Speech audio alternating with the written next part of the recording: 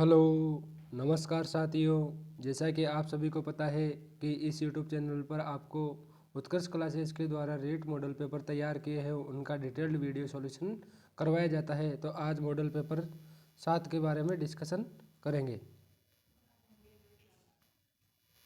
जिसमें पहला प्रश्न पूछा गया है, राजस्थान में सर्वाधिक वन विस्तार IFSR जो रिपोर्ट आई थी 2021 में वाले जिलों का सही क्रम है। तो सर्वाधिक वन विस्तार पूछा है, तो सर्वाधिक वन विस्तार वाले जो ज़िले हैं वो हो गए उदयपुर, अलवर और प्रतापगढ़। और वहीं अगर न्यूनतम की बात करें तो न्यूनतम जो प्रतिशत वन विस्तार वाले ज़िले हैं वो उनमें आता है हनुमानगढ़, चूरू और जोधपुर। तो ऑप्शन नंबर बी इसका करेक्ट आंसर होगा। इसके आगे जो नेक्स्ट क्वेश्चन है वो है, राजस्थान में सर्वाधिक जीरा उत्पादन करने वाले ज़िले कौन से हैं। तो राजस्थान में सर्वाधिक जिलों जीरा का जो उत्पादन होता है वो होता है जालौर और बाड़मेर जिलों में। तो ऑप्शन नंबर सी इसका करेक्ट आंसर होगा। वहीं चित्तौड़गढ़ और प्रतापगढ़ की बात की जाए तो यहाँ पर अफीम की पैदावार होती है। कोटा झालावाड़ में बात की जाए तो यहाँ पर सोयाबीन की पैदावार होती है, सोयाबीन। और जयपुर और अलवर की बात की जाए तो यहाँ पर सरसों की पैदावार होती है। इसके आगे जो नेक्स्ट क्वेश्चन है वो है, निम्नलिखित में से कौन सी पर्वत श्रेणी राजस्थान को पूर्वी राजस्थान और पश्चिमी राजस्थान में विभक्त करती है। तो ये राजस्थान का मैप है, ये यहाँ से अपने अरावली श्रेणी निकलती है। तो ऑप्शन नंबर ए इसका करेक्ट आंसर होगा। और राजस्थान में इसकी लंबाई की बात की जाए तो वो है 550 किलोमीटर, जो कि सिरोही से प्रवेश करती है खेड़ ब्रह्म नामक जगह से, और खेतड़ी झुंझुनू से राजस्थान से बाहर निकल जाती है। तो ऑप्शन नंबर ए इसका करेक्ट आंसर होगा। इसके आगे जो नेक्स्ट क्वेश्चन है वो है, थारनिमेट जलवायु वर्गीकरण के अनुसार DA-W में शामिल जिला कौन सा है। तो DA-W में शामिल जिला कौन सा है, तो वो होगा भरतपुर, ऑप्शन नंबर सी। और वही थारनिमेट का जो वर्गीकरण है उसकी बात करें तो उसमें CA-W इसमें दिया हुआ है। हाड़ौती का जो प्रदेश आता है वो आता है CA-W में। और EA-W की बात की जाए, EA-D की बात की जाए तो वो आता है पश्चिमी राजस्थान में। और वहीं अगर बात की जाए DB-W तो वो होता है अर्ध मरुस्थलीय राजस्थान, अर्ध मरुस्थलीय।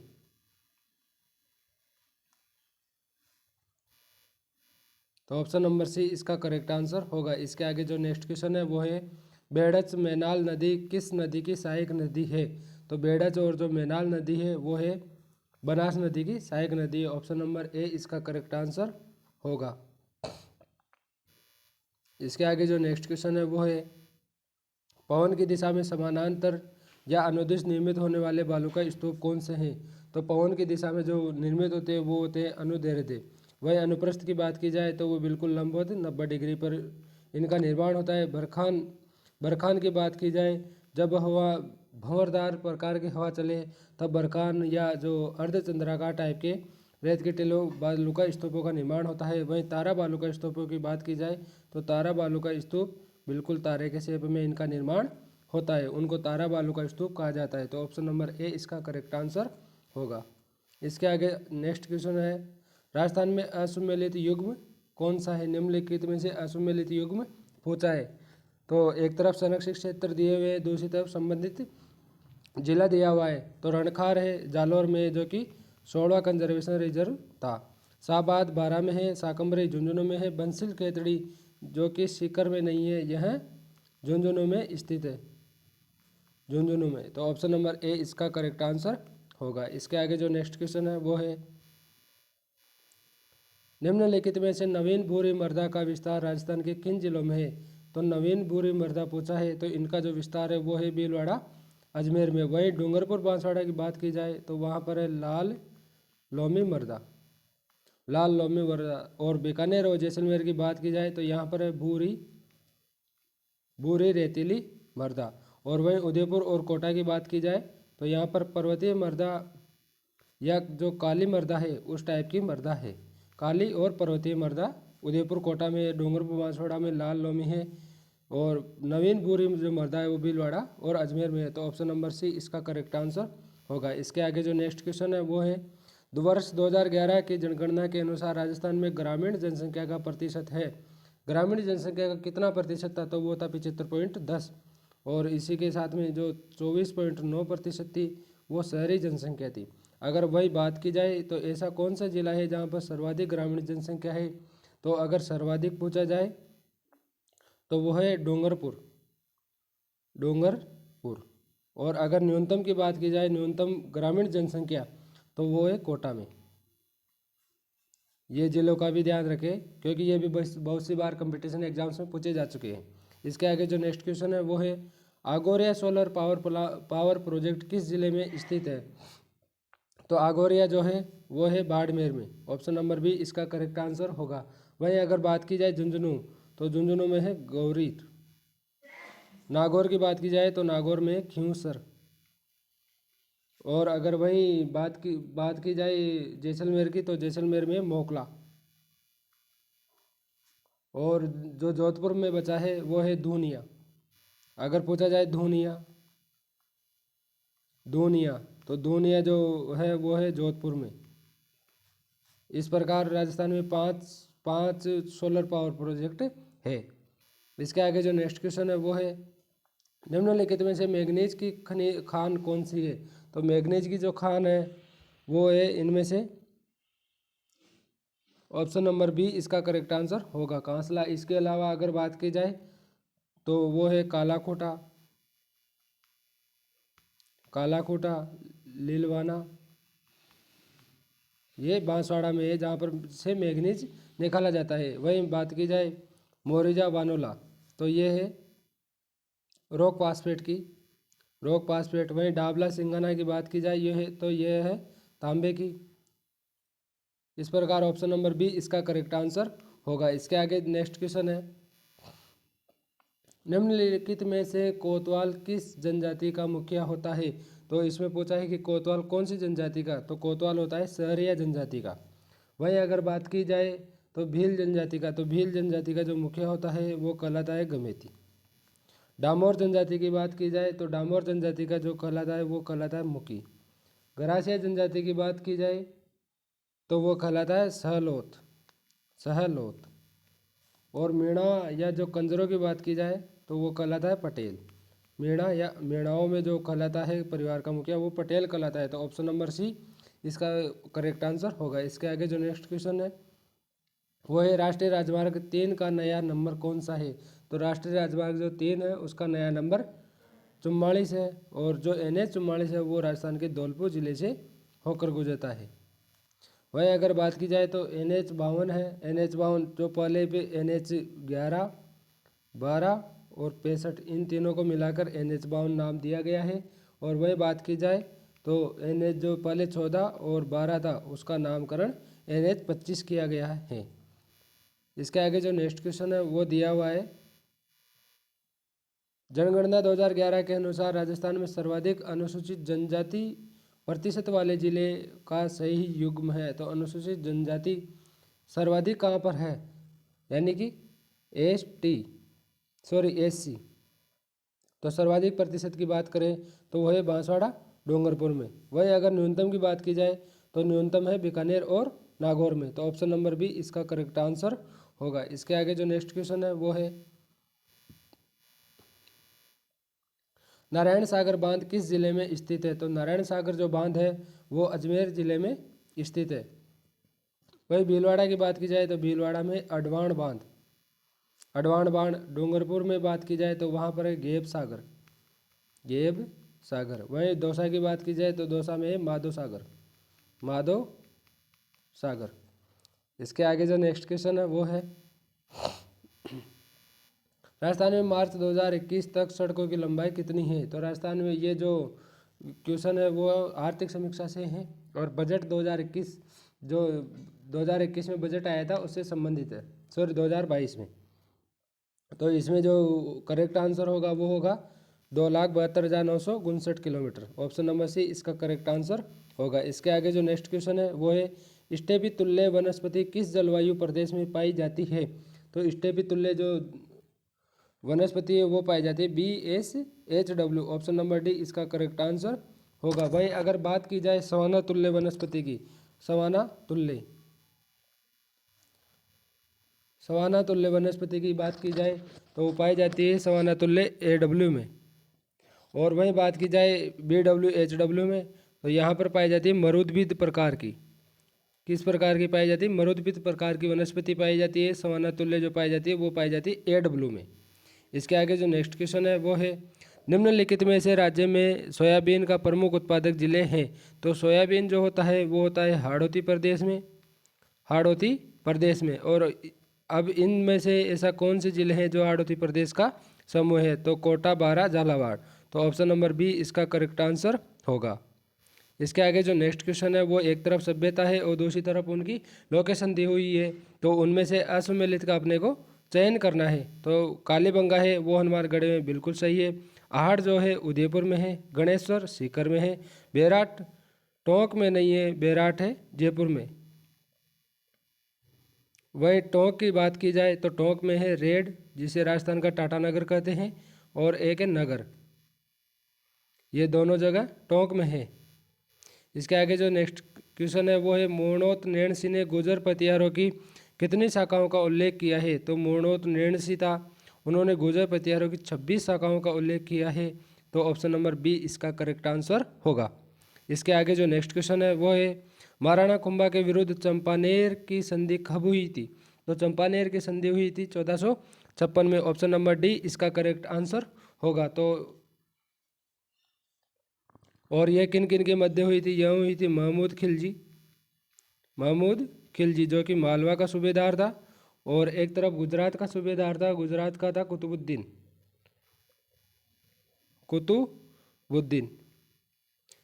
इनके बीच में ये संधि हुई थी 1456 में, जिनका टारगेट था कि कैसे भी करके महाराणा कुंभा को पराजित किया जाए। तो ऑप्शन नंबर डी इसका करेक्ट आंसर होगा। इसके आगे जो नेक्स्ट क्वेश्चन है वो है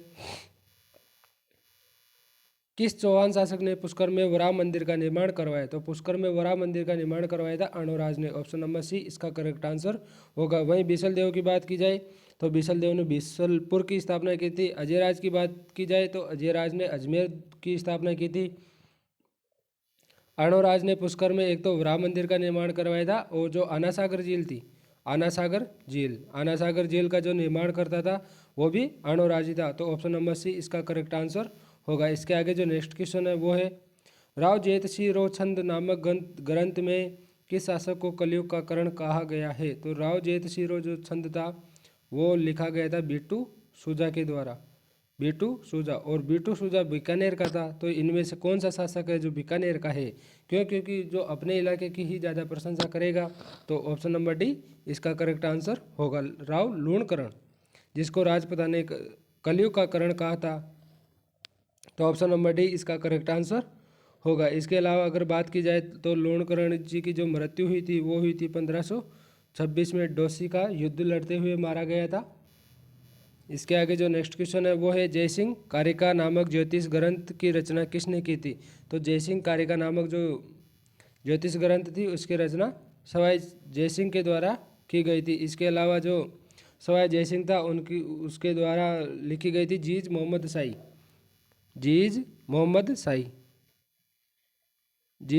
शाही नामक पुस्तक भी लिखी गई थी, जो कि 1725 में लिखी गई थी, 1725 में। तो ऑप्शन नंबर ए इसका करेक्ट आंसर होगा।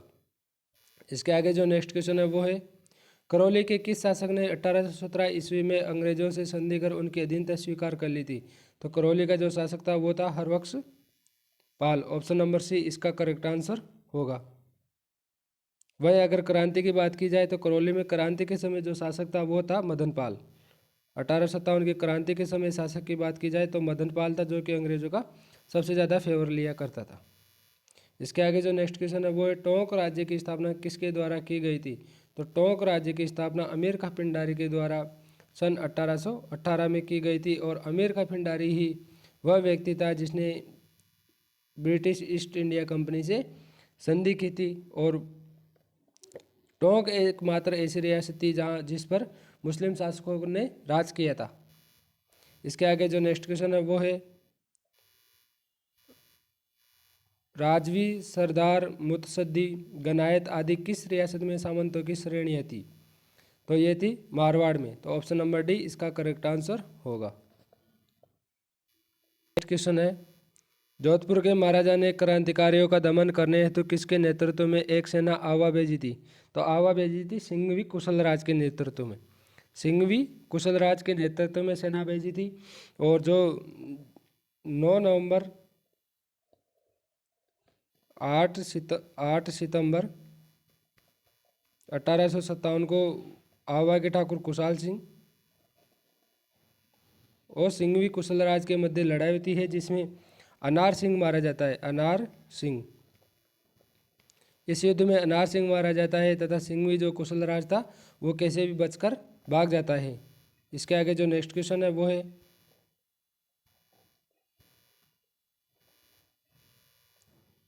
भीलों को संगठित करने और उनमें सामाजिक व राजनीतिक चेतना जागृत करने के लिए संप सभा की स्थापना किसने की थी? तो संप सभा की स्थापना गोविंद गिरी जी के द्वारा की गई थी, जो कि सन 1883 में की गई थी, जो कि जिसका जो मुख्य उद्देश्य था वो बिलों को संगठित करना था। इसके आगे जो नेक्स्ट क्वेश्चन है वो है सीकर ठिकाने के कूदन गांव में पुलिस की गोलीबारी से शहीद होने वाले किसान थे। तो कूदन गांव में जो हुआ था उसमें शहीद हुए थे चेतराम और टेकूराम, दोनों जाट थे। और ये जो कूदन गांव हत्याकांड हुआ था वो हुआ था अप्रैल 1935 में।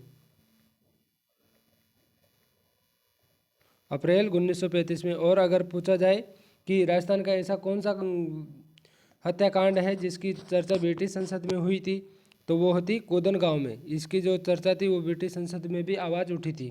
तो ऑप्शन नंबर डी इसका करेक्ट आंसर होगा। इसके आगे जो नेक्स्ट क्वेश्चन है वो है बूंदी राज्य लोक परिषद का गठन किसने किया था? तो बूंदी राज्य लोक परिषद का गठन किया गया था ऋषिदत्त मेहता जी के द्वारा। और ऋषिदत्त मेहता ने प्रचार के लिए राजस्थान नामक न्यूज़पेपर भी निकाला था। तो पूछा जाए राजस्थान पत्रिका के जो संपादक कौन थे, तो वो थे Rishidatta Mehta. Option number C इसका करेक्ट आंसर होगा। जिसके जो बूंदी राज्य लोक परिषद थी इसकी स्थापना 1944 में की गई थी। और इसके जो अध्यक्ष थे वो हरिमोहन माथुर थे और जो मंत्री था वो ब्रज सुंदर शर्मा था। इसके आगे जो नेक्स्ट क्वेश्चन है वो है भरतपुर और धौलपुर। भरतपुर और धौलपुर की जनता की विलय संबंधी राय जानने के लिए किस समिति का गठन किया गया था? तो मत्स्य संघ का जब विलय किया गया था उस टाइम पे 4 जिले थे, अलवर, भरतपुर, धौलपुर और करौली। तो करौली और अलवर वाले तो ऑलरेडी ही चाहते थे कि हमारा विलय जो है वो राजस्थान में किया जाए, लेकिन भरतपुर और धौलपुर में खूब ऐसा स्पष्ट नहीं था कि किस में शामिल होना है। तो इसके लिए राव देव समिति का गठन किया गया था, यह जानने के लिए कि भरतपुर और धौलपुर किस इलाके में शामिल होना चाहते हैं, राजस्थान में या यूपी में। तो ऑप्शन नंबर बी इसका करेक्ट आंसर होगा। इसके आगे जो नेक्स्ट क्वेश्चन है वो है वीर भारत सभा और राजस्थान सेवा संघ के संस्थापक कौन थे? तो वीर भारत सभा और राजस्थान सेवा संघ के जो संस्थापक थे वो थे विजय सिंह पथिक, जिन्होंने वीर भारत सभा की स्थापना सन 1910 में की थी। तो ऑप्शन नंबर डी इसका करेक्ट आंसर होगा। इसके आगे जो नेक्स्ट क्वेश्चन है वो है बुजली, माकड़ी, लटकन नामक आभूषण कहाँ धारण किए जाते हैं? तो ये जो आभूषण है वो धारण किए जाते हैं कान में धारण किए जाते हैं।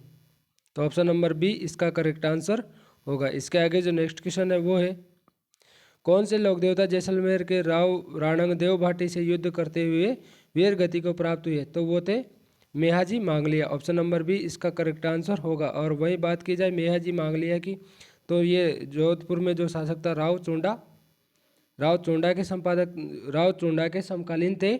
और इनका जो जन्म हुआ था वो बापणी में हुआ था, बापणी जोधपुर में। और यहीं पर इनका मेला बढ़ता है, मेला कब बढ़ता है? वो बढ़ता है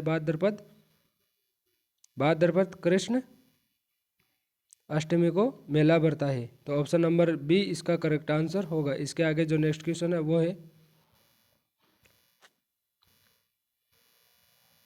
निम्नलिखित में से असम्मिलित का चयन कीजिए। तो इनमें से वो चयन करना है जिसका तो एक तरफ मेला दिया हुआ है और दूसरी तरफ उनकी लोकेशन दी हुई है। तो इसमें जो ऑप्शन बी है वो है रामदेव जी का मेला पोखरण, बिल्कुल सही है। बाबू जी का मेला कोलुमंड नहीं है, बिल्कुल सही है। गोगा जी का जो मेला है वो ददरेवा में बढ़ता है। इसके अलावा जो तेजा जी का मेला है ये असत्य कथन है, क्योंकि जो आसींद है वहाँ तो भगवान देव नारायण जी का मेला बढ़ता है, देव नारायण जी का मेला बढ़ता है। और जो तेजा जी का मेला बढ़ता है वो बढ़ता है सुरसुरा, सुरसुरा और खरनाल, इन दो स्थानों पर तेजा जी के मेले भरते हैं। तो ऑप्शन नंबर ए इसका करेक्ट आंसर होगा। इसके आगे जो नेक्स्ट क्वेश्चन है वो है राजस्थान का एकमात्र किला जिस पर कभी बाह्य आक्रमण नहीं हुआ, तो वो किला है जयगढ़। ऑप्शन नंबर बी इसका करेक्ट आंसर होगा। जिसकी स्थापना करवाई गई थी, जयगढ़ का जो निर्माण करवाया गया था वो कहीं कहीं तो मानसिंह प्रथम का नाम आता है और कहीं मिर्जा राजा जयसिंह का नाम आता है। और जयगढ़ ही वो दुर्ग था जिसका जिसका खुदाई इंदिरा गांधी जी के द्वारा की गई थी। और यहाँ जयगढ़ में जयबाण नामक तोप रखी हुई है, और यह जयबाण जो तोप है वो एशिया की सबसे बड़ी तोप है। और इसके अलावा ये जयगढ़ में दीवान ए आम और दीवान ए कास ये भी जयगढ़ में ही है। तो ऑप्शन नंबर बी इसका करेक्ट आंसर होगा। इसके आगे जो नेक्स्ट क्वेश्चन है वो है एक तरफ संत दिया हुआ है और दूसरी तरफ उनके जन्म स्थान पूछे। तो संत लालदास जी का जो जन्म था वो धौली धूब में हुआ था, बिल्कुल सही है। आचार्य तुलसी था, इनका लाडनो में हुआ था। वहीं दादू दयाल जी थे, इनका साबला में नहीं हुआ था। इनका जो जन्म था वो हुआ था अहमदाबाद में, अहमदाबाद में इनका जन्म हुआ था। तो ऑप्शन नंबर सी इसका करेक्ट आंसर होगा। इसके आगे जो नेक्स्ट क्वेश्चन है वो है होली के अवसर पर पुरुषों द्वारा गाए जाने वाले लोकगीत कौन से हैं? तो होली के अवसर पर गाए जाते हैं रसिया, होरी और धमाल। ऑप्शन नंबर बी इसका करेक्ट आंसर होगा। वहीं इनकी बात की जाए तो ये गाए जाते हैं विवाह के अवसर पर। वहीं पटेलियो, बीचियो, लालर ये मेवाड़ के हैं। और डोली, मिरासी, लंगा ये गीत गाने वाली जातियों के नाम हैं। इसके आगे जो नेक्स्ट क्वेश्चन है वो है थड़ी और गोडवाड़ी किस बोली की उपबोलियाँ हैं? तो थड़ी और गोडवाड़ी है वो मारवाड़ की है। वहीं बात की जाए मारवाड़ की तो मारवाड़ का जो साहित्य है वो डिंगल साहित्य है। कैसा साहित्य है? डिंगल साहित्य। डिंगल और पिंगल दो साहित्य हैं। पिंगल है पूर्वी राजस्थान का और डिंगल है पश्चिमी राजस्थान का। इसके अलावा जैसे मारवाड़ी की बात की जाए तो मारवाड़ी में ही मिलता है अपने को डोला मरवण और जो मुंबल है वो दोनों मारवाड़ी जो बोली है इसी में मिलता है। इसके आगे जो नेक्स्ट क्वेश्चन है वो है मिलान करने का है।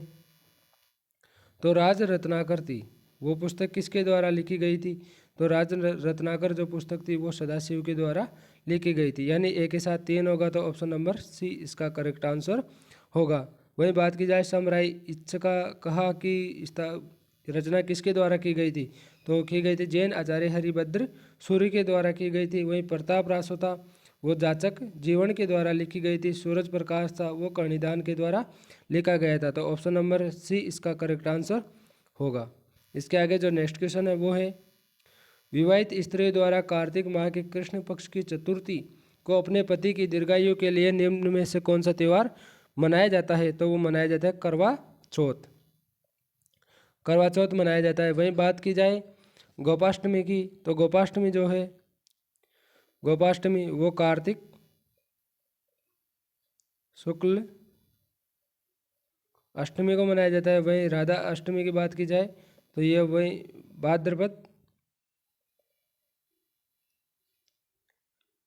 भाद्रपद शुक्ल अष्टमी को मनाया जाता है। वहीं तिलचौथ की बात की जाए तो तिलचौथ आती है माघ कृष्ण चतुर्थी को। तो ऑप्शन नंबर डी इसका करेक्ट आंसर होगा। इसके आगे जो नेक्स्ट क्वेश्चन है वो है एक धार्मिक लोक नाट्य जो शिव भस्मासुर की कथा पर आधारित है, तो वो है गौरी लोक नाट्य। तो गौरी लोक नाट्य और यह बीलों के द्वारा किया जाता है, बीलों के द्वारा इसे किया जाता है जो कि 40 दिन तक चलता रहता है, 40 दिन तक चलता है। तो ऑप्शन नंबर बी इसका करेक्ट आंसर होगा। इसके आगे जो नेक्स्ट क्वेश्चन है वो है चित्तौड़गढ़ जिले में स्थित बारडोली शिव मंदिर किस जिले में बना हुआ है? तो बारडोली का जो शिव मंदिर है वो बना हुआ है पंचायतन शैली में। इसके अलावा बात की जाए तो जो बारडोली का शिव मंदिर है, सास बहू का जो मंदिर है, सास बहू, बंड देवरा का जो मंदिर है, आदि सारे के सारे पंचायतन शैली में बने हुए हैं। वहीं भूमि शैली की बात की जाए तो भूमि शैली में राजस्थान में पाली जिले का जो सेवाड़ी जैन मंदिर है वो सबसे पुराना मंदिर है। इसके आगे जो नेक्स्ट क्वेश्चन है वो है W.H. ब्राउन ने अपने ग्रंथ इंडियन पेंटिंग्स में इस प्रदेश की चित्रकला को क्या नाम दिया था? तो नाम दिया था राजपूत कला। W.H. ब्राउन के द्वारा नाम दिया गया था राजपूत कला। वही बात की जाए राजस्थानी चित्रकला की, राजस्थानी चित्रकला, तो ये नाम दिया गया था राय कृष्णदास, राय कृष्णदास जी के द्वारा ये नाम दिया गया था। वहीं अगर बात की जाए राजपूत चित्रकला की, तो ये राजपूत चित्रकला थी वो नाम दिया गया था कुमार स्वामी के द्वारा, कुमार स्वामी के द्वारा यह नाम दिया गया था। तो ऑप्शन नंबर ए इसका करेक्ट आंसर होगा। इसके आगे जो नेक्स्ट क्वेश्चन है वो है निम्नलिखित में से कुट्टी के काम के लिए प्रसिद्ध है? तो कुट्टी के काम के लिए कौन सा प्रसिद्ध है? तो कुट्टी के काम के लिए प्रसिद्ध है जयपुर। ऑप्शन नंबर डी इसका करेक्ट आंसर होगा। जो कि कुट्टी का काम था वो महाराजा राम सिंह, जयपुर का शासक हुआ था महाराजा राम सिंह, इसके काल से ही कुट्टी का काम हो रहा है। तो ऑप्शन नंबर डी इसका करेक्ट आंसर होगा। इसके आगे जो नेक्स्ट क्वेश्चन है वो है बड़े मियाँ और पोखरण की जो हवेलियाँ हैं के लिए प्रसिद्ध जिला कौन सा है? तो पोखरण के नाम से जैसलमेर ऑप्शन में नहीं करना है। पोखरण जो हवेली है वो है जोधपुर में। बड़े मियाँ और पोखरण की जो हवेलियाँ हैं वो जोधपुर में है। इसके अलावा अगर बात की जाए तो बीकानेर में है बच्छावतों की हवेली, बच्छावतों और राम सिंह की जो हवेली है वो बीकानेर में है। जैसलमेर की बात की जाए तो जैसलमेर में पटुओं की हवेली है, सालेम सिंह की हवेली है, नतमल की हवेली है, और जो सीकर की जो हवेलियाँ हैं वो अपने भित्ति चित्रों के लिए प्रसिद्ध है। तो ऑप्शन नंबर डी इसका करेक्ट आंसर होगा। इसके आगे जो नेक्स्ट क्वेश्चन है वो है नवजात शिशु की माँ के लिए मातृपक्ष की ओर से बेटी के जन्म पर किस रंग का पोमचा देने की परंपरा है? तो वो है गुलाबी रंग का जो पोमचा दिया जाता है। वहीं पीला पोमचा की बात की जाए तो पीला पोमचा दिया जाता है बेटे के जन्म पर पीला, और नवजात शिशु की माँ के लिए मातृपक्ष की ओर से गुलाबी पोमचा लाया जाता है बेटी के जन्म पर। तो ऑप्शन नंबर ए इसका करेक्ट आंसर होगा। इसके आगे जो नेक्स्ट क्वेश्चन है वो है शरीर को सुसज्जित करने की दृष्टि से शरीर के ऊपर की चमड़ी खोदकर उसमें काला रंग भरने को कहा जाता है। तो वो कहा जाता है गोदना, जो कि आदिवासी महिलाएं सबसे ज़्यादा इनको पसंद करती है, गोदना गुदवाना, जिसमें अपने हाथों पर नाम वगैरह लिखवा लेते हैं। इसके आगे जो नेक्स्ट क्वेश्चन है वो है नीमराणा की बावड़ी का निर्माण किसके द्वारा करवाया गया था? तो नीमराणा की जो बावड़ी था इसका जो निर्माण था वो राजा टोडरमल के द्वारा किया गया था। और ये जो नीमराणा की बावड़ी है वो 9 मंजिला बावड़ी है।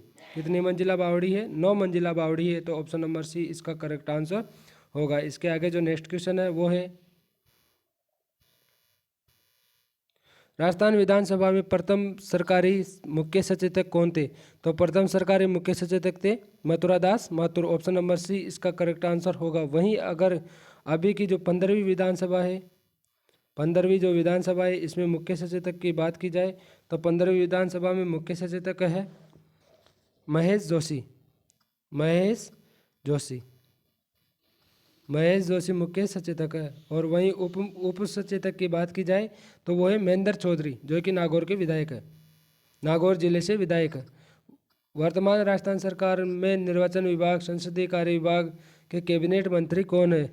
तो इसके जो कैबिनेट मंत्री है वो है शांति कुमार धारीवाल। तो ऑप्शन नंबर बी इसका करेक्ट आंसर होगा। इसके आगे जो नेक्स्ट क्वेश्चन है वो है राजस्थान के किस खिलाड़ी को पद्म भूषण सम्मान से सम्मानित किया गया था? तो ये है देवेंद्र झाझड़िया को। ऑप्शन नंबर बी इसका करेक्ट आंसर होगा। और देवेंद्र झाझड़िया का जो संबंध है वो जयपुर से है। कहाँ से? जयपुर से संबंधित है। और जो देवेंद्र झाझड़िया ने टोक्यो ओलंपिक में रजत पदक जीता था, अभी जो टोक्यो ओलंपिक हुआ था उसमें रजत पदक जीता था देवेंद्र झाझड़िया के द्वारा। तो ऑप्शन नंबर बी इसका करेक्ट आंसर होगा। इसके आगे जो नेक्स्ट क्वेश्चन है वो है मिताली राज को मेजर ध्यानचंद या राजीव गांधी जो खेल रत्न पुरस्कार कब सम्मानित किया गया था?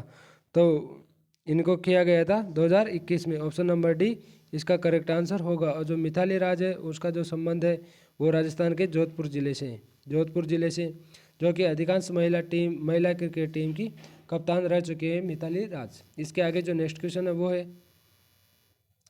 ऊँटों की लगातार घटती संख्या को रोकने के लिए तथा ऊँट प्रजनन को बढ़ावा देने के उद्देश्य से उष्ट्र प्रजनन प्रोत्साहन योजना कब शुरू की गई थी? तो उष्ट्र प्रोत्साहन जो योजना थी वो शुरू की गई थी 2 अक्टूबर 2016 को। ऑप्शन नंबर सी इसका करेक्ट आंसर होगा। वहीं बात की जाए ऊँट की, तो ऊँट को 2014 में राज्य पशु घोषित किया गया था क्योंकि ईदगाह के अवसर पर ऊँटों की सबसे ज़्यादा कटाई की जाती थी। इस वजह से टोंक से राज्य पशु का ऐलान किया गया था और 2 अक्टूबर 2016 को यह योजना लाई गई थी। तो ऑप्शन नंबर सी इसका करेक्ट आंसर होगा। इसके आगे जो नेक्स्ट क्वेश्चन है वो है, central electronic engineering research institute कहाँ स्थित है? तो यह है झुंझुनू में स्थित है, झुंझुनू में स्थित है, जो कि जिसकी स्थापना हुई थी 1953 में। ऑप्शन नंबर सी इसका करेक्ट आंसर होगा। इसके आगे जो नेक्स्ट क्वेश्चन है वो है, राजस्थान निक्षय संबल योजना का संबंध किस बीमारी से है? तो राजस्थान निक्षय संबल योजना का संबंध है निक्षय, तो इसका संबंध है टीबी से। ऑप्शन नंबर ए इसका correct answer. Option number A इसका करेक्ट आंसर होगा, जिसकी जो शुभारंभ हुआ था वो हुआ था 16 मई 2022 से। 16 मई 2022 से इसका शुभारंभ हुआ था। तो ऑप्शन नंबर ए इसका करेक्ट आंसर होगा। इसके आगे जो नेक्स्ट क्वेश्चन है वो है, राज्य में राजस्थान महिला निधि की शुरुआत कब की गई थी? तो राज्य में महिला निधि की जो शुरुआत की गई थी वो की गई थी 26/8/2022 को, 26/8/2022 को। और इसकी जो घोषणा हुई थी वो हुई थी बजट 2022-23 में। तो ऑप्शन नंबर ए इसका करेक्ट आंसर होगा, 26 अगस्त 2022 में। ऑप्शन नंबर ए इसका करेक्ट आंसर होगा। इसके आगे है, कंसुआ शिव मंदिर कहाँ स्थित है? तो कंसुआ जो शिव मंदिर है वो कोटा में स्थित है, जिसका निर्माण हुआ था वो हुआ था 738 ईस्वी में। 738 ईस्वी में इसका निर्माण किया गया था। इसके आगे जो नेक्स्ट क्वेश्चन है वो है, वो मिलान करने का है। तो यहाँ पर बांडासर जो जैन मंदिर है वो बीकानेर में है, और मदन मोहन जी का जो मंदिर है वो करौली में है। वही हरणी महादेव का घुश्मेश्वर मंदिर है वो सिवाड़ सवाई माधोपुर में है, और हरणी महादेव का जो मंदिर है वो भीलवाड़ा में है। तो यहाँ से मिलान कीजिए, सी के साथ आएगा 1, सी के साथ 1, इसका मतलब ऑप्शन नंबर डी नहीं आएगा। वहीं हरणी महादेव का जो मंदिर है वो भीलवाड़ा में है, तो ए के साथ 3 आएगा, इसका मतलब ऑप्शन नंबर ए भी गायब हो गया। ए के साथ 3 आएगा और जो सी के साथ 1 आएगा। घुश्मेश्वर जो है वो सवाई माधोपुर में है, तो ऑप्शन नंबर सी इसका करेक्ट आंसर होगा। इसके आगे जो नेक्स्ट क्वेश्चन है वो है, राजस्थान का पहला मिल्क पाउडर बनाने का कारखाना कहाँ स्थापित किया गया है? तो राजस्थान का पहला मिल्क पाउडर बनाने का जो कारखाना है वो कोटा में स्थापित किया गया है। ऑप्शन नंबर ए इसका करेक्ट आंसर होगा। इसके आगे जो नेक्स्ट क्वेश्चन है वो है, असुमेलित युग्म की पहचान कीजिए। तो धौलपुर ग्लास वृक्ष है वो धौलपुर में है, सेंट गोबियन ग्लास फैक्ट्री अलवर में है, सेमकोर कोटा में, दी हाईटेक प्रिसीजन ग्लास वृक्ष है वो सवाई माधोपुर में नहीं है, वो भी धौलपुर में ही है। तो ऑप्शन नंबर बी इसका करेक्ट आंसर होगा। इस प्रकार आपको ये टेस्ट सीरीज पसंद आई होगी तो आप इस चैनल को लाइक, शेयर और सब्सक्राइब करें। Thank you.